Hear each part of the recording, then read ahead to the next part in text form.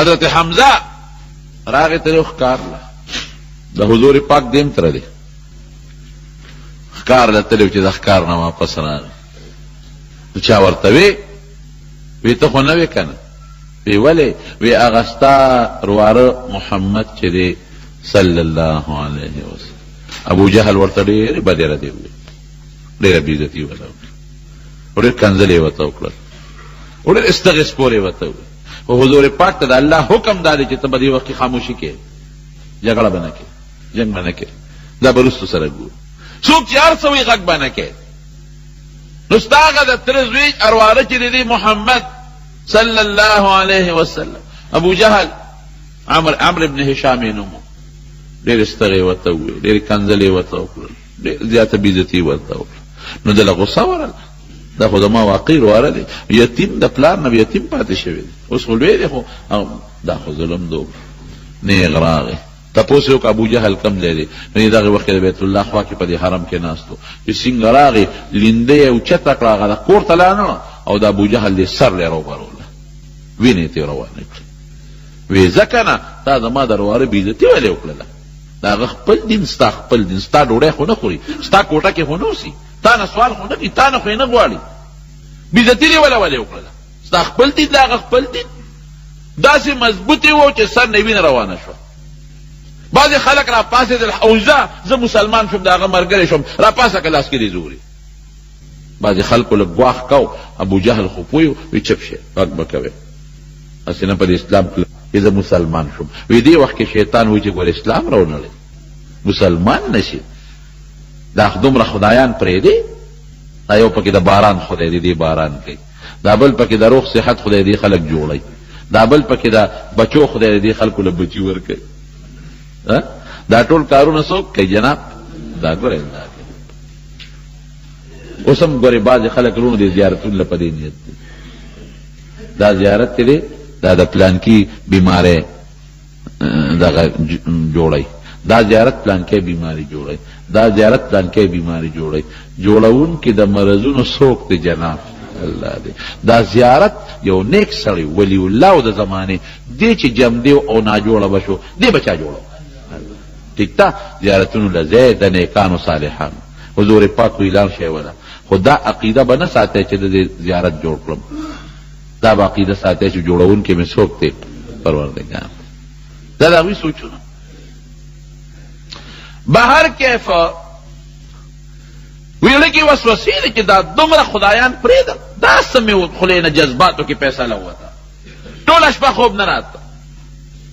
چې ما خو جذباتي فیصله وکړه چې دې ملګری شوم مسلمان شوم دا عبادت چې ما ټول عمر کړی دا پلار نیکه دین پرېږدم داسې چلو کوم وی پروردګار مې زړه ته وی بیا عالم بیت الله ته وی الله ته مې سوال وکړل وی خدای به یې ګورې منه دا بوتان به ورې شریکان منل سوال یې وکړه یا الله زما زړه ته هدایت وکړه دې خوا مې یا کلک که یا مې خوا کلک که چې دې خوا ګورم د پلار نیکه دین مې دی ټول عمر به دې خدایانو ته سجدې کړي دي چې اخوا ګورم اوس مې جذباتي فیصله کړې ده چې زه مسلمان شوم ابو جهل په مخ کې څه وکړم وی هغه سوال مې خدای قبول کړ وی چې سار شو وي زړه کې مې د بوتانو نه خدای نفرت پیدا کړ شرک نه مې خدای نفرت پیدا کړ او سار وختي ورلم خپل واره نبي علیه السلام لا او په لاس کې مورته لاس کې خدای غم مسلمان کړ دې نه لږ مخکې حضرت عثمان خدای مسلمان کړی هغه یو ترور ده هغې شعرونه وی هغه ترورې او په شیرونو کې د آخر زمانې د پیغمبر ذکر وکړو او په شیرونو کې د بوتانو بد وي نو حضرت ابوبکر د دوست هغه لره ابوبکر زما یو ترور د هغه خو داسې داسې شیرونه ماته وي وی عثمانه ته لا اوسه پورې په اوده کې پروت دی تا ته محمد نه دی معلوم صلی الله علیه څومره پاک دی څومره نیک دی څومره رښتونی دی تا هغه نه په ستا خو ملګری زما ستا خو د لوبو ملګری پاتې شوی دی او خبره یې کوم ځای نه غلطه ده بادشاہ خو نه غواړي زموږ نه مال خو نه غواړي پیسې خو نه غواړي دا وایي چې د خدای استاذ یم او دا واقع دي بوتانو موږ له څه راکړله عثمانه دا خو موږ په خپل لاس جوړ کړل نو په خپل لاس یو شی جوړی هغې ته به سجدې کې حضرت عثمان وی بس زما اړه کې خدای پاک ایمان واچو وی دا خبرې م کولې چې دې کې نبي علیه السلام په لاره را روان دی وی حضرت ابوبکر ورپاسېد او غوږ کې ورته څه پټه خبره وکړه وی راغی نبي علیه السلام ما ته مخامخ ودرېد او ما له د اسلام دعوت راکړ دیم خدای مسلمان کړ دشمنی جوړه شو جناب رورو چې د صفا په غونډه اعلان وشو او قوم ته اعلان وشو دشمنی جوړه شو مخالفتونه شروع شو میټینګ وکړه قریشو د دې یو مشر سړی ولید ابن مغیره دا سپینګیری ډېر هوښیار او د تجارت په سفرونو ډېر بار ګرځېدلی د هغه کور کې راغونډ شو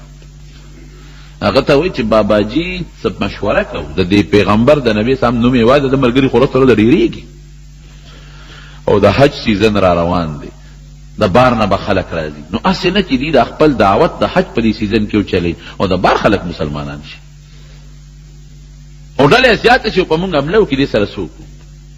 لوی خلک د ته سپینګیری په مونږ کې مشر یې نو تا سره مشوره کوو چې څوک یو کس پکې وي ته تاسو خپلې خبرې وکړئ اخره کې به زه وکړم یو کس پکې پاسېد وي داسې به وکړو چې مونږ به یو خپله داسې فیصله وکړو چې ټولو کې یوه خبرې چې پکې اختلاف نه مونږ به دا ووایو چې دا کاهن دی او دا به مشوره کړو لارو کې به کینو چې د بار نه څوک راځي هغې ته به وایو چې دی یو کاهن دی ګورې خبرې ونه اثر به د باندې وکړي دا ولید ابن مغیره ورته وایي یاره وایي تاسو خو دا وایئ وایي ما کهانت کړی دی او زه پرې ډېر پوه یم او ډېر ګرځېدلی یم قسم دی چې دا دې کومې خبرې کوي دا د کهانت خبرې نه دي دا ټکې مو وایه ابل کس وی خمونږ به وایو چې جادوګر دی دی وایي یاره د جادو باندې هم زه پوه یم جادو خو ګر خلکو له کوډې کوي او خلکو له څه شیزونه جوړوي ده کې خو کوډې موډې نشته دی خو داسې خبرې کوي چې څه بل شان خبرې دي یو کس وی دا به وایو که نه چې دی لیونی دی وی دا خبره خولې نه ونه باسئ تاسو باید لیونی دی او که چې خبرې واورېدې وبې چې دنه خو روغ انسان بل نشته یو کس پکې پاسېد وی به چې شاعر دی که وی دا ونه وایې وی شاعر هم نه دی وی زه خپله شاعر یم وی زه شاعر پیژنم د هغه چې کم کلام د خولې نه وباسي خو شعر نه دی خو وی څه ووایو ته څه وایې وی داسې کار دی وی د دا خبرې مو اورېدلې دي وی قسم دې داسې ښکلې خبرې چې په دې زړه کې ورننوځي اسمان ته وی خبره رسي خو داسې به وکړو په دې به فیصله وکړو چې خلکو ته به چې جادوګر دی د ځانه به بس یو خبره ورپسې جوړه کړو نورې خبرې د جادو نه دي ګوره په دې م کار ونه شو چې خلکو به ته به دوی وی ګورې مونږ کې یو جادوګر دی او داسې خطرناک جادو یې دی که چا د ده خبرو ته غوږ ته اسم خبره راغله نو ګورې جادو به پې چلېدلي دا پراپیګنډې به یې د دې مشر عتبه د مکې لوی سردار هغه ته یې ویل یاره ته دا مهرباني وکړه چې د نبي علیه السلام سره څه خبره اتره وکړه که ښځه غواړي ور به کړو که بادشاهي غواړي بادشاه به یې کړو که مال غواړي مال وله ورکوو خو مهرباني دې وکړي دا خو لویه لانجه زوی د پلار سره مخالف رور د رور سره مخالف او لویه مکه کې ډلهبازي جوړه شوه عتبه راغی حضور پاک ته کېناست وی قوم دې رالېږلې ما او ته مهرباني وکړه موږ سره جوړه وکړه که ته بادشاهي غواړې نو فیصله دا کوو چې د ټولې مکې بادشاه کوو که ښځه غواړي یو غواړي دوه غواړي هر څو چې غواړي ګوته کېده د چا په لور عدته کوو موږ له شرم نه دی ستا یو ښه خاندان دی ښه نسب دی هېڅ شرم نشته موږ او که چېرته مال غواړې نو ته خولې نه وباسې چنده دله کوو خو پیسې دله جمع کوو خو مهرباني وکړه دا مسلې دې پرېږده حضور پاک مبارک وته د قرآن شریف څه آیتونه ووایي وی کاکاجي زما خبرې ورواره ووایه نو د قرآن شریف آیتونه یې ورته تلاوت کړه سورې حامیم چې دې آیت لره ورسېده فقل انذرتکم فإن تولوا فقل انذرتکم صاعقة مثل صاعقة عاد وثمود که دې خلکو تا ته شا کړه د قرآن شریف آیت دی که تا ته شا کړه دا ورته ووایه چې د تاسو د هغې عذاب نه یروم چې کوم په عادیانو سمودیانو راغلی دی چې دی ووي نو عتبه لاس راوویسته او د نبي علیه السلام په خوله مبارکه یې کېښوده وی بس ګورې دې نه مخکې لاړ نه شي چا ورته وی ولې وی داسې شومه چې ما وی دا د عادیانو سمودیانو عذاب جوړ بس اوس را روان دی راباندې لا پاسې چې پاسې د ابو جهل ملګرو سره ناست و وی په کاکاجیم سا اثر معلومیږي وی چې ته یو شان و چې را روان دی بل شان دی سا جادو پې سا اثر کړی دی رنګ یې بدل دی چې څنګه راغې دا عتبه د قوم سره کېناست وی داسې کار دی چې زه په ټوله دنیا ګرځېدلی م او هر څه مې لیدلي دا دې چې څه وایي که نه دا رښتونې خبرې دي. منو یې ورسره نه منو، خو دا رښتونې خبرې دي. دې پرېږدی بس، غم غرض پې مه ساتئ. که چا مړ کړ موږ به اخلاص شو عیاذا بالله. او که دې په چا غالب شو نو خو زمونږ د قوم سړی دی، د ده غلبه خو زمونږ عزت دی که نه. په دې طریقه زما ورونو د اسلام ورو په طریقه دا خورېږي ورو. ښځې راځي خدای مسلمانوي. حضرت عمار راغی خدای مسلمان کړ، عمار ابن یاسر. پلار یې خدای مسلمان کړ، مور یې د بیبي سمیه خدای پاک مسلمانه کړ. او څونه ظلمونه وشو، الله اکبر، نشم ویلی درته، خوله مې نشي ویلی چې حضرت سمیه سره څومره ظلم وشو. مسلمانه شوه، دا یوه خپۍ وله یو پړي پورې وتړله، او دا بله خپۍ وله بل پورې وتړله، او دا یو پړی د یو اوښ پورې وتړه، او دا بل پړی په بل اوښ پورې وتړه، او دې خوا یو اوښ روان کړ، بل یې دې خوا روان کړ، او په دا میانځ باندې غریبه وشلوله. اسلام یې پرې نښه، ایمان یې پرې نښه. نن زمونږ څه ایمان دی؟ څومره خوارۍ شوي دي د ایمان دپاره، څومره تکلیفات برداشت شوي دي. صحابه څومره لوی قربانۍ ورکړي دي. بیبي زنیره ده ابو جهل وینځه ده، بوډۍ ده تکه توره، په کونټۍ ګرځي، مسلمانه شوه. ابو جهل چې به سپېړه ورکړه غریبي باندې به څلور پنځه سانټۍ وړېدې، دیکه به یې ورکړه سانټۍ به پرې وړېده. زخمي ده، زخمي. او علاج به څوک کوي؟ وینځه ده غریبه، هېڅ څوک نشته، بې کسه بې څوکه ده. لاس به یې مات شو، لاس نو پلستر نشته چې څوک یې ورته واچي، ډاکټر نشته چې نشه وله ورکړي، زر به یې لوپټې نه پلیو اوښلو، لاس به یې په غریبې ځان له وتړه. څوک نشته چې څوک تړلو والا له خو بوځي، پړې به یې وله مری کې واچو، او غلامانو له به یې وکړي په دې لارو کوڅو کې راکاږي. جامې به یې ته ویستې غریبې نه، ښځه ذات وه، ایمان پرېږده نه پرېږده. ما ته پته لګې، زما زړه دا وایي چې الله یو دی، څنګه ویم چې درې دي؟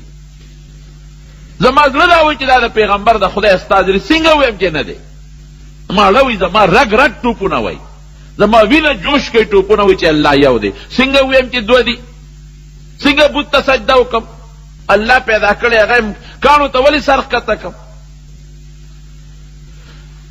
لرګی یو ځل اوچت کړه، په دا سر یې وواله غریبه، چې په سر یې وواله نظر یې لاړ لنده شوه، پیغور یې ورکړه. ځکه نه وي زمونږ د خدایانو بد وی، څنګه ړندی کړی که نه؟ هغه خپل خدای ته دې ووایه چې دې جوړی. دې غریب یې تپ باندې کوټې ته لاړه، دننه شو. اوس چې پردی وینځه ده، بې کسه بې څوکه ده، هېڅ څوک یې نشته، نو دا غریبه چې په سترګو ړنده شوه، دا به اودسماتي سره څه کوي؟ متیا سره به څه کوي؟ څوک به یې بوځي؟ نه ډوډۍ به ونه خوري، لوږې نه به مړه شي، اوبه به ونه څښي، تندې نه به مړه شي، اودسماتي سره به دا غریبه څه کوي؟ اوس څوک شته نه که نه چې څوک یې مټه ونیسي، اودسماتي لی بوځي، او په سترګو ړنده او پردي کور کې، او دشمن په کور کې ده، کوټې ته ننوته. او چې څنګه ننوته نو الله ته یې لاس اوچت کړ، الله ستا دپاره زه ډېر ووالی شوم، خو الله ما تا ته لاس نه پورته کړ. ما یې نه که نه، لاس مې مات شو، ما په لوپټه ځان له وتړه، ما تا ته فریاد نه دی کړی خدایا چې د ما لاس مات شو، دا لاس راله وخوړه، په مې سانټۍ واړولې، ما تا ته نه دی ویل. ما نه کمیس پرتوګ ویس بربنډی کړم، ښځه ذات یم، او راکې پړي واچولو، په دې لارو کې راښکم، زخمونه مې په وجود جوړ شو. ګورې الله درته مې نه دی ویلی چې خدای زما مدد وکړه، سوال مې درته نه دی کړی، مې زما رب زما خو ویني که نه. اوس یې په سر ووالم او ړنده شوم. خدایه بیا هم درته نه ویم، ته مایې چې ته خوشحاله الله، پروا مې نشته. الله اکبر، ایمان دی ته وایي، هېڅ پروا مې نشته. خو خدایه یو څیز دی، ستا پیغور یې راکړه چې خدای ته ووایه چې دې جوړه کړي. نو دا خپل زخم برداشت کولی شم، دا مات اډوکي برداشت کولی شم، دا بیجابي برداشت کولی شم، دا سانټۍ او زخمونه برداشت کولی شم، الله ستا د نوم پیغور نشم برداشت کولی. خدای ته دې ووایه چې دې جوړه کړي. پروردګاره دوه خبرې دي، یا خو مې الله جوړه کا، یا مرګ راکړه چې دا ستا د نوم پیغور نه.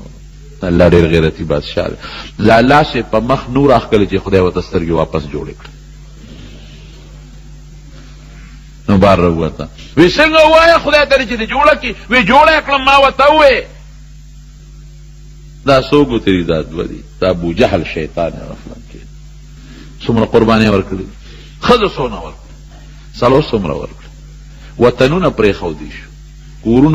کورونه پرېښودلی شو، وطن، کور، ښځه، بچې، مور، پلار، هر څه پرېښودلی شو. څه دپاره پرېښودلی شو؟ ایمان دپاره، اسلام دپاره دې پرېښودلی شو.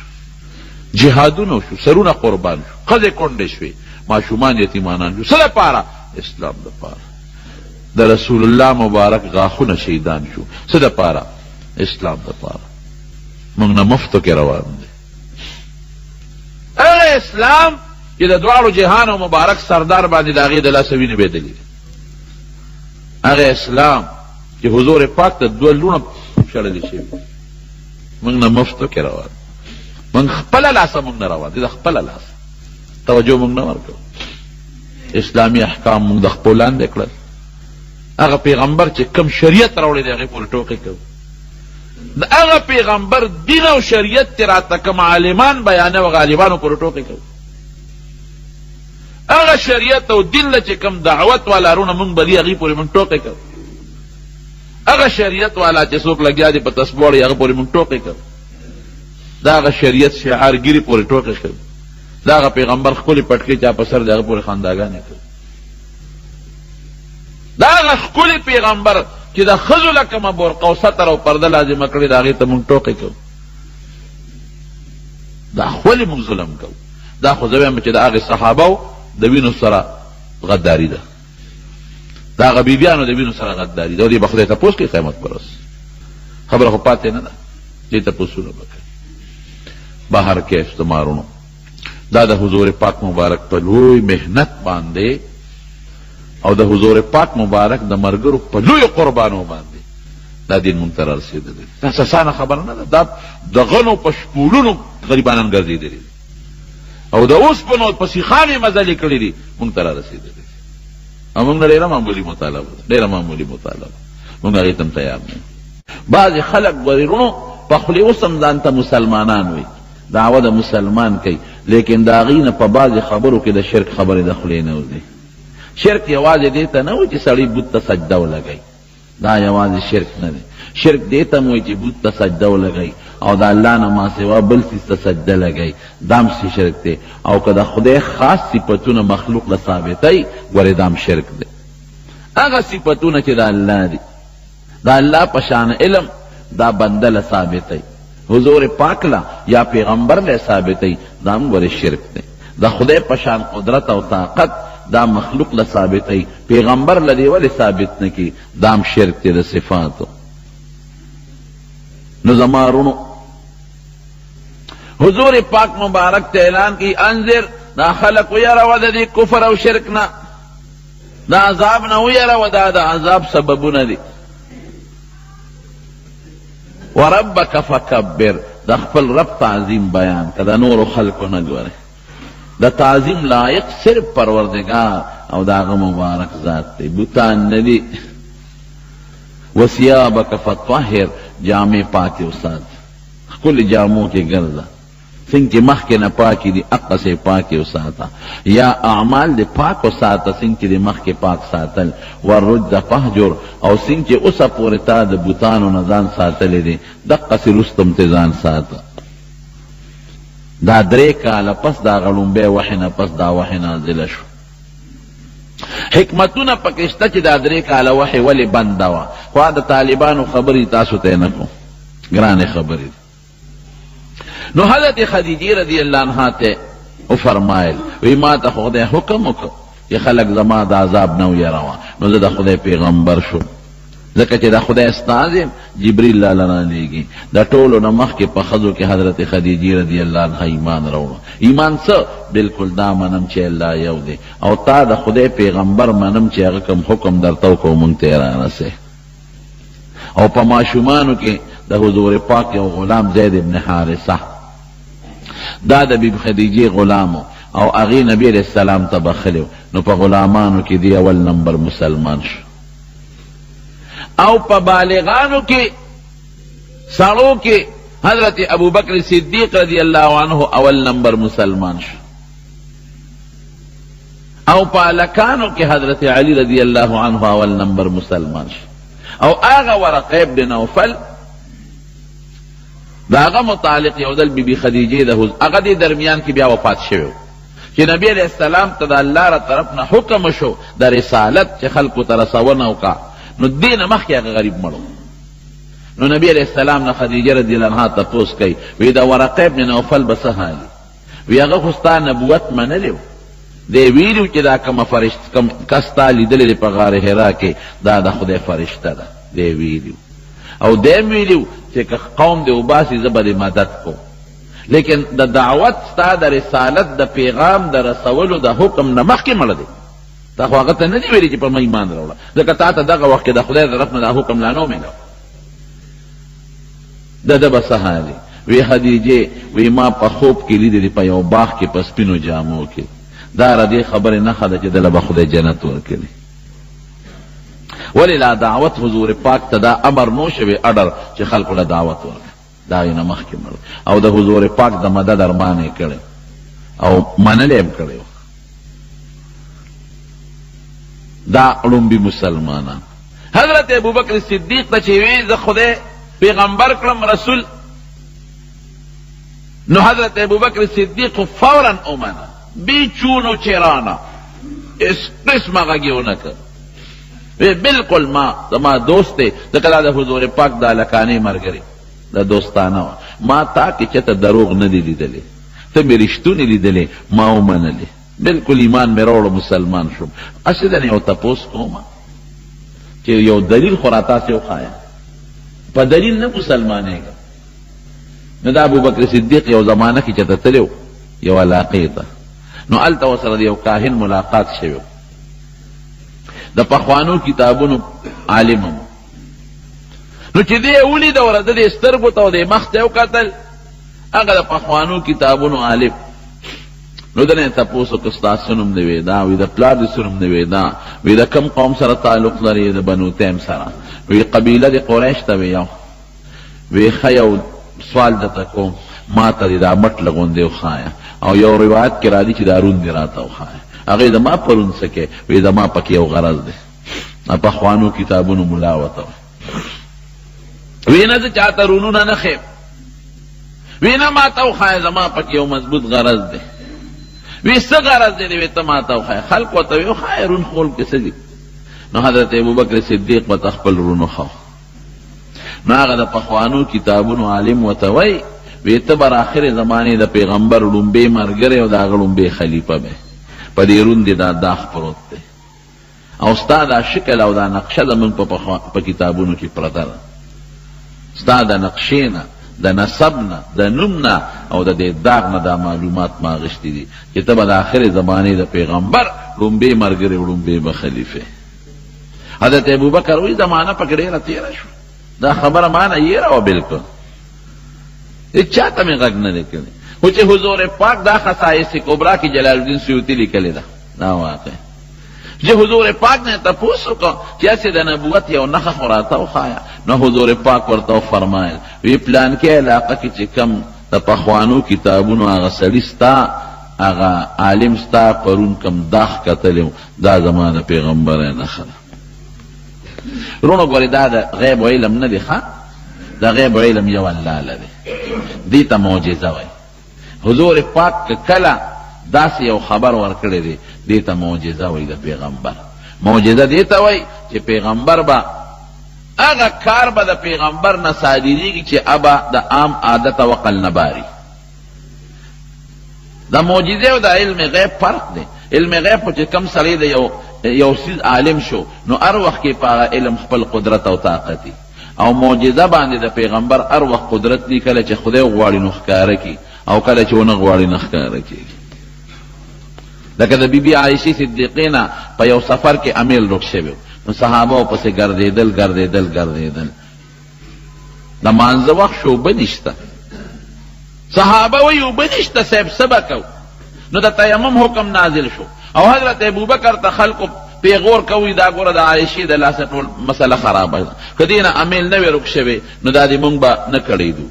اوبه نشته څه وکړو تیمم نازل شو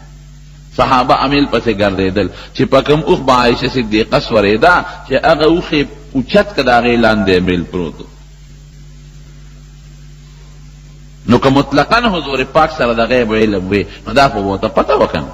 چې د اوښ لاندې امریل پروت پخپله فرمایي انی لا اعلم وراء الجدار وی ما ته د دیوال نه هغې غاړه پته نه لګي پخپله فرمایي او قرآن شریف کې الله یو ځل نه بار بار وی لا یعلم الغیب الا هو چې د غیب علم صرف الله سره دی او که حضور پاک دا کم خبرونه ورکړي دي لکه ما د ابوبکر دا مثال درکړ دې ته معجزه ویل کېږي معجزتن معجزه چې کله الله وغواړي وي به او چې نه غواړي نه به او د غیب علم دې ته وایي چې عالم ته هغه خپل معلوم هر وخت معلومي وي لکه یو سړی دی هغه د ډاکټرۍ علم لري نو هغه هر وخت په دې قادر دی چې مریض ګوري د څه بیماري د دارو ته تجویز کوي یا یو سړي ته مثلا یو علمي د کوټې جوړولو نو هغه که د شپې ته ودرې نو کوټه جوړوي او که دروازې هم جوړوي خپل اختیاري وي عالم په هغه خپل علم اختیاري او په معجزه د پیغمبر خپل اختیار نه کله چې الله غواړي وي به چې کله الله نه غواړي نه به نو د زرګونو لکونو د هغې څیزونو چې هغه د نظر نه بار دي د هغې خبرونه حضور پاک ورکړي دي خو دا ټولې په طریقه د معجزې ده یو معجزه وه نو په سړو کې لومبې اسلام حضرت ابوبکر صدیق راوړه بالغانو سړو کې حضرت یو علی صاحب پسې د هغه ورور حضرت جعفر دام د ابو طالب زوی دواړه د ابو طالب هغه هم ایمان راوړه دا جعفر وی د خپل پلار ابو طالب سره روانو وی یو ځای کې حضور پاک په مانځه ولاړ دی او زما ورور علي ورسره ښي طرف ته ولاړ وی ما ته خپل پلار وی ابو طالب چې بچې ورشه هغه یو ورور دی ولاړ دی د ترې د زوی سره بل طرف ته ورسره ته ودرېږه د مرګرتیا کوې عجیبه خبره د ذهن میں کار نه کوي بعضې وخت یو طرف ته مې یو زوی ولاړ دی بل طرف ته ته ودرېږه مرګرتیا کوې وی زه لاړم خدای مسلمان کړم پنځم نمبر کې حضرت جعفر شو بل یو صحابي دی حضرت طلحه رضی الله عنه طلحه ابن عبید الله دی وی د تلوم یمن ته په یو تجارتي قافله کې وی یمن ته لاړم وی هلته کې یو د پخوانو کتابونو یو راهب و پادري وی هغه د خپلې ګرجې نه راووت وی بازار کې ګرځېده او چغې یې واله چې د مکې د قریشو څوک تاجر شته تجارت والا نو ما وی چې او زه د مکې د قریشو تجارت والا وی ما ته وی چې تاسو کې احمد څوک لک خدا پیغمبره دعوه نه ده کړې وی ما ورته وی چې نه وی ښه احمد یو هلک دی هغه د پلار نوم عبدالله دی او د عبدالمطلب نوسی دی دې میاشت کې به د هغه پیغمبري ښکاره کېږي مخکې نه پیدا دی خو دې میاشت کې به پیغمبري ښکاره کېږي او دې به خاتم الانبیاء د ټولو پیغمبرانو اخیري مهر دنه پس به بل پیغمبر نه راځي او دې به د کجورو وطن ته هجرت هم کوي او کدی اولید نو فورا یې ملګرتیا وکړه حضرت طلحه وایي چې د دې یمن نه عالم پیاده مزلې به وې نو یې ما په مکې ته راورسېدم د خپل کلي ته د مکې و دی نو یې ما تپوس وکړو چې څه نوې واقعه خو نه ده پیښه شوې وی یره هغه محمد امین او صادق د پیغمبرۍ دعوه کړې بس زه خو پیشم بس دې نه اغلا نبی کریم صلی الله علیه وسلم ته او د حضور پاک په لاس یې بیعت وکړه خدای مسلمان کړ سعد ابن ابي وقاص ورپسې بل نمبر کې مسلمان شو هغه څنګه وی د شپې مې خوب ولید داسې خوب مې ولید چې یو تیاره داسې توره تیاره ده چې هیڅ په نظر نه راځي تکه توره تیاره وی یو خشته رڼا مې ولیده ښکلې رڼا په هغه رڼا کې ابوبکر ولاړ دی ګوره اوس ښه ابوبکر ولاړ دی او په هغه رڼا کې هغه زید ابن حارثه ولاړ دی د حضور پاک هغه غلام چې مسلمان شوی دی او حضرت علی پکې ولاړ دی او حضرت خدیجه پکې ولاړ دی ابوبکر علی صاحب زید ابن حارثه او علی خدیجه دا ولاړ دي. نو وی زم ورلم هغه رڼا له وردن نشم هغه رڼا ته، وی دې کې راویښ شم. نو دی لاړ حضرت ابوبکر سره مې دوستانه وه، هغه له لاړم چې لکه دغسې رڼا مې ولیده،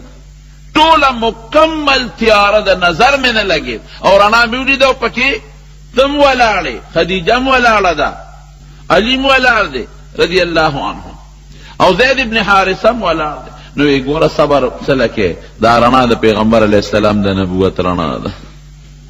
او مونږ په دغه رڼا کې داخل یو. وی زم لاړم حضور پاک سره مې بیعت وکړه او خدای پاک ایمان را نصیب کړ. بل نمبر ورپسې د خالدو. خالد دا د سعید ابن العاص زوی دی. دی وی ما یو خوب ولیده، خوب مې ولید یو لوی خندق د هغې په غاړه ولاړی او خندق کې اور بلیږي، ډېر اور پرې بلیږي په خندق کې. وی زما پلار ماله دیکه راکوي او دې اور ته مې غورځی او دې کې نبي علیه السلام مبارک نوم هغه مې ولیده. وی راغی دې د مټه ونیوم دا خندق نه مې راکاږي، اور مې ورغورځی او دې مې راکاږي. وی نبي علیه السلام زورور شو، دې د مټه ونیوم د اور نه یې خوا کړم، دې کې راویښ شم. چې راویښ شو دې م لاړ ابوبکر صدیق لا. ابوبکر دا ټول دوستانه کړی و که نه، دقسې خوب مې ولیده. وی دا خو ښکاره د پلار دې اور ته غورځئ او حضور پاک دې د اور نه بچ کوي، دې کې څه شک دی؟ د پلار دین ستا د اور د تلو ذریعه ده او د حضور پاک دین د اور د بچ کېدو ذریعه د اور نه دې بچ کوي. ورشه ملګرې شه ایمان راوړه. وی لاړم او په حضور پاک مې ایمان راوړه. چې مسلمان شو راغی پلار ته خبر شو، پلار ورته چوکه ونیوه، وی وهه دومره یې ووهه چې هغه چوکه یې پرې ټوټې ټوټې کړه او پرې سر سر یې ووه چې واپس به دا دین پرېږدې. وی نه پرېږدم، ما خوب لیدلی دی، قسم دې که دې بوتانو مونږ له سره کړي، بوت مونږ له اوسه پورې څه راکړل، نه مونږ ته فایده رسولی شي او مونږ د تکلیف او د ضرر نه شي بچ کولی. دې له ولې عبادت وکړم؟ د خپلو لاسو هم دا مورتې جوړې کړې دي او د خپلو لاسو هم کاڼې تراشلې دي، نو د هغې به زه عبادت کوم. وی پلار راپسې بیا کوتک راواغېشوې والم. وی ما وی چې بالکل ایمان نه پرېږدم. وی زما د کوره وځه، وی د کوره یې ویستم او وی زما رونو ته قسم ور واچو چې د سره به خبرې نه کوې. وی هغې هم خبرې بندې کړې، ډوډۍ هم را باندې بنده کړه، اوبې هم را باندې بندې کړې، د کور نه یې ویستم. وی دې کې مې پلار نه جوړه شو. وی دونه سخت و زما پلار چې د خدای نه یو نظر یې وکړه منښته چې خدایه ته ما جوړ کا او که دې جوړ کړم نو زه به چتې د هغې خدای عبادت ونه کړم چې محمد د هغې عبادت کوي صلی الله علیه وسلم. زه به چرې د هغې عبادت نه کوم. دې بوتانو ته به یې خدایان وی که وی ما چې دا خبره واورېده، وی ما چې یا خدایه که زما د پلار دا عقیده وي نو خدای چې د دې مرض نه یې پانسې مړی کې پکې. وی څو ورځې پس مړ شو. دا ړومبي ړومبي کسانو چې خدای پاک ورته ایمان ور نصیب کړ یو یو مسلمانېږي. حضرت عثمان ابن مزعون رضی الله عنه دا د حضور پاک رضاعی مور رودل د مور پی شریک دیم خدای مسلمان کا. حضرت ابو عبیده ابن الجراح رضی اللہ عنہ دیم خدای مسلمان کا. حضرت ابو سلمہ ابن عبد الاسد ارقم ابن ابی ارقم دا کابر دا خدای پاک مسلمانان کړل. یو یو مسلمانېږي، یو یو لګیا دي پټ پټ مسلمانېږي او د اسلام دعوت بر لا کولاو نه دی، ښه اعلان نه دی شوی، پټ پټ یو یو راځي او مسلمانېږي، حضور پاک سره ملاویږي، خدای پاک یې مسلمانوي. دا پټ لګ لګ یو یو دو دو دې کې نبی کریم صلی الله علیه وسلم ته یو حکم وشو، یو اډر ورته راځي، هغه دا چې فاصدع بما تؤمر، فاصدع بما تؤمر واعرض څنګه دی عن الجاهلين، فاصدع بما تؤمر واعرض عن الجاهلين. دا خلق پروا مساتا کوله ویلانو. نبی کریم صلی الله علیه وسلم راغ او د صفا په غونډه باندې ودرې او کوله ویلانه او څنګه اعلان کوي خلکو ته چغې کړې وا صباحا وا صباحا. دا به هغه وخت کې خلکو دا چغه واله چې دشمن به حمله وکړه. خلک ویریدل چې ګنې چې دشمن حمله وکړه ځکه د اواز هغې وخت کې لګي لکه دا فوج چې دا سیرن دغه وخت کې د دشمن د حملې په وخت کې هغه سیرن غږی هغې سیرن به دا و چې وا صباحا وا صباحا. عموما به د سهار په وخت کې دشمن حمله کوله. دا چغې وواله خلق ټول لاله او خلق وی چې دا خو نبی علیہ السلام دی نو د خلقو خو په زړه کې قدر او نبوت خو لا ډېر ښکارم نه دی. د صفا غونډۍ ته حضور پاک وخته او خلق رالل وی دومره خلق رالل چې که څوک په خپله نشو راتلی بیمار به یا څه چل به نو د ځان په ځای به یې زوی یا غلام لېږه چې ورشه څه چل دی. جمع جوړه شو. نبی کریم صلی الله علیه وسلم ورته وایي لومبې خو خپل ځان مخکې پیش کوي لبستو فی تاسو کې ما 40 کاله څه د پاسه عمر تېر که زه سینګ سړی یم ما ووایه سینګ یم. په یو ژبه ټول آواز وکړه وجدناک صادقا و امینا مونږ ته رښتونې مونته او امانتګر. وی ښه یو بل تپوس دنه کوم وی که زه تاسو ته ویم چې دې غونډۍ نه پورې غاړه یو لښکر را روان دی په تاسو حمله کوي خبره به مې ومنې؟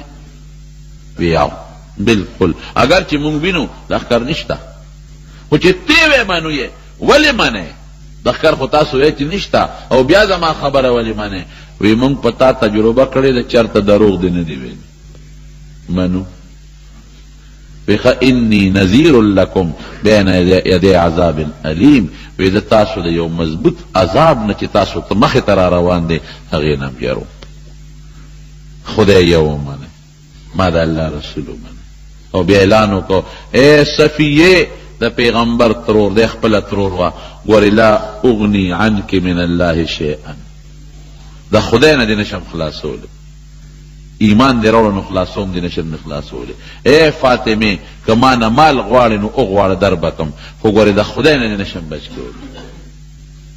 دا آوازونه یې وکړل. لومبې د حضور پاک یو تره دی ابولهب هغه راوچت شو وی تبا لکه لهذا دعوتنا خدای دې داسې که عیاذا بالله تا دې خلک راوغوښتل تکلیف دې ورکړو او کاڼې راواغېش په نبي علیه السلام یې غذار وکړو. نو ګوره د خپل طرف نه چې غذار وشي پردي ډاډه شي که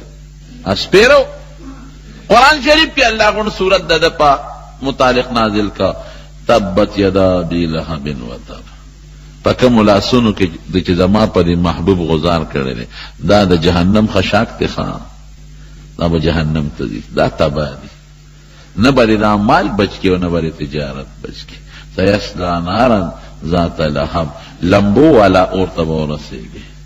او د ښځې متعلق یې وله پیشنګویي ورکړه وی ښځې په مری کې به پړې پروتې او مرداره به شي. ښځې هم ډېره ظالمه وه هغې به خشاک راوړه غنو والا خشاک او هغه غنې به یې د حضور پاک په لار کې خپو ته اچولي. نو یو ځل د ګېډې یې راوچت کړی د غنو او په یو تیږه باندې یې کېښود او دې ځای کې پړې نیولې. اوس هم دا بعضې خلک چې دا ګېډي راوړي نو پړې پکې اچولي دي لاسونو کې دې سینې سره کلک نیولې. جبریل علیه السلام راغی ګېډي دې دیکه ورکړه د پړې نه د ګټې نه شاته یې وغورځو او پړې دې مری ته پرېوته مرداره شوه.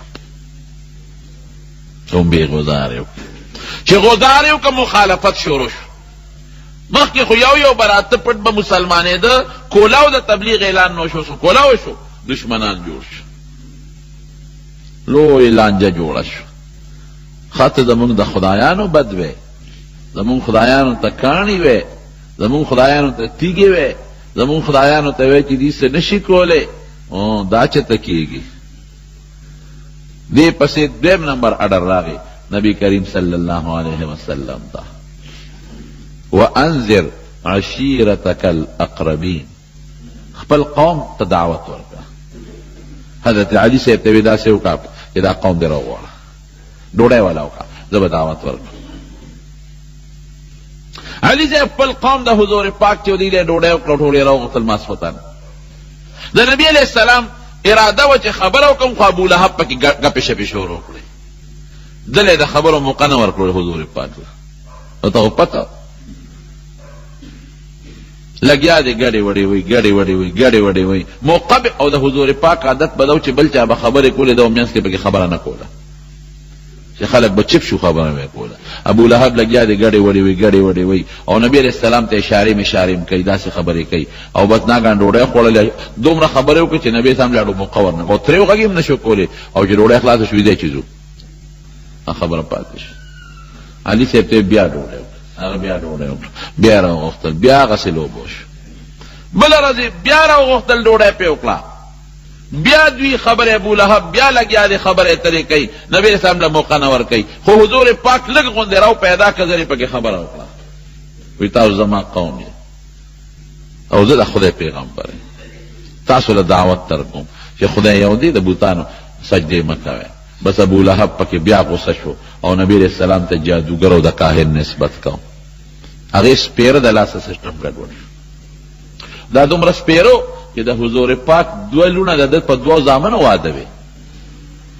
د یو زوی نوم یې عتبه او د بل عتیبه. د هغې دواړو زامنو ته یې وي چې د نبي هم دا لونه ورته پرېږدی دومره سپیرو نو دواړه لونه یې پرې پرېښودی د یو نوم ام کلثوم او د بل نوم رقیه دواړه یې پرېښودی. لیکن خدای څه وکړل الله خو ډېر لوی غیرتي بادشاه دی. ظلم خدای د چا نه نصیب کوي. ظالم که په دنیا کې هر څومره ظلم وکړي خو خدای خو ویني که نه یو سړي لاس کې یو طاقت یې هغه وي زه به داسې کوم نو ستا لاس کې طاقت دی بېشک یو زور خدای درکړی دی لیکن ستا د لاس او د طاقت د پاسه د پروردګار زور شته ګورې داسې ده که نه خدای څه وکړل